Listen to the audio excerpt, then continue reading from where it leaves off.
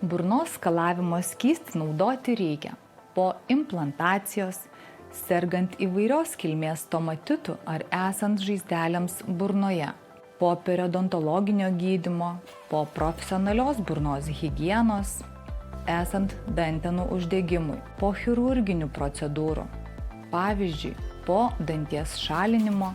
Vis dėlto, jei skalavimo skystį renkatės kaip kasdieninę burnos priežiūros priemonę, rinkite skalavimo skystį be alkoholio, be chlorheksidino, be triklozano.